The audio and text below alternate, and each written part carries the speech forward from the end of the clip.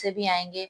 तो जितने भी कॉन्सेप्चुअल क्वेश्चन जो हैं वो बन सकते थे वो हम लोगों ने आपके लिए बनाए हैं। क्वेश्चन जो है उसका पहला क्वेश्चन जो है वो मैं पढ़ना शुरू करने लगी हूँ, तो इनको अच्छे तरीके से आप लोग याद कर लें। कर्नल साहब का बंगला किसने बनवाया था? विल्सन रोड का ये लाशरीक बंगला विल्सन साहब ने खास तौर पर अपने लिए बनवाया था। क्वेश्चन नंबर 21, सेकंड हेडमास्टर कैसी शख्सियत के हामिल थे? स्कूल में सिर्फ एक सेकंड हेडमास्टर थे जो सूट पहनते थे। लड़के उन्हें जेंटलमैन कहा करते थे। उन्होंने लाहौर में तालीम पाई थी। आदमी खुश मिजाज थे। वो हॉकी के खिलाड़ी थे और शिकार के शौकीन थे। हॉकी के खिलाड़ी और शिकार के शौकीन, ये आपको एमसीक्यू भी आ सकता है।